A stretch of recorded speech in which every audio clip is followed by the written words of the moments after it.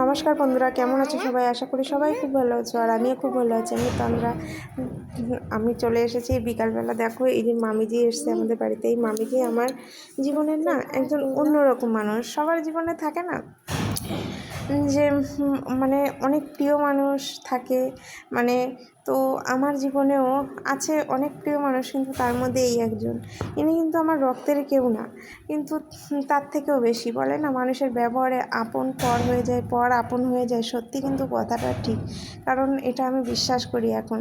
কারণ এই মানুষটা এতটাই ভালো কি বলবো। মা বাবা যেহেতু আমার কাছে থাকে না, তো আমি এই যে বাইরে থাকি, আমাকে দেখাশোনার কেউ নেই। কোনো আপদে বিপদে অসুস্থ হলেও এই যে এই মানুষটা সব সময় পাশে পেয়েছি, এই মানুষটাকে। সত্যি কথা। তো আমি মামিজি বলে ডাকি, যেহেতু আমার হাজব্যান্ড মামিজি বলে ডাকতো আগের থেকেই। তো ইনিও কিন্তু এখানেই থাকে, আমাদের এই রাজস্থানে কর্মসূত্রে। এই মামিজিও কিন্তু খুব অল্প বয়সে বিয়ে হয়ে গেছিলো, তো কর্মসূত্রে বাবুজির সঙ্গে এখানে চলে এসেছিলো। তো ওনারও দেশে খুব কম যায়, বিহারে যেহেতু ওনার দেশ। তো আমাদের বাংলা কথা কিছু কিছু বোঝে, আর হিন্দি বোঝে। আর এখানে যেহেতু হারতি বলে, ওই হারতি বোঝে।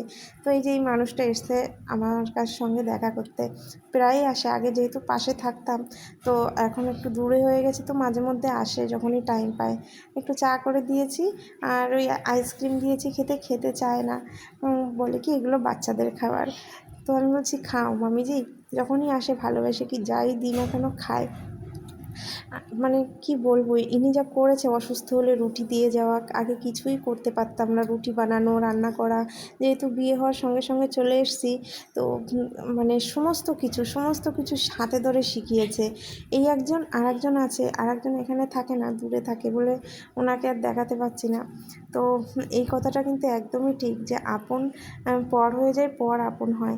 মানুষের ব্যবহারে কিন্তু মানে এত সব কিছু বুঝিয়ে দেয়। মানুষ সোনা গয়না কিন্তু মূল্যবান না। মানুষের একটু স্নেহ, আদর, কদর, ভালোবাসা, এটাই কিন্তু বেশি, সোনা গয়নার থেকেও বেশি মূল্যবান। তো এই মামিজিকে সত্যি কথা মানে পেয়ে একটু না দেখিয়ে তোমাদের কাছে আর পারলাম না। দেখো, ঘন্টা দিয়েছে, যেহেতু ক্যামেরাটা অন করেছি তাই ঘন্টা দিয়ে নিয়েছে। এখানকার মানুষ না সবাই ঘুঙট টেনে থাকে, আর আমিও যখন বাইরে বেরোই তখন আমারও কিন্তু ঘুঙট দিতে হয়।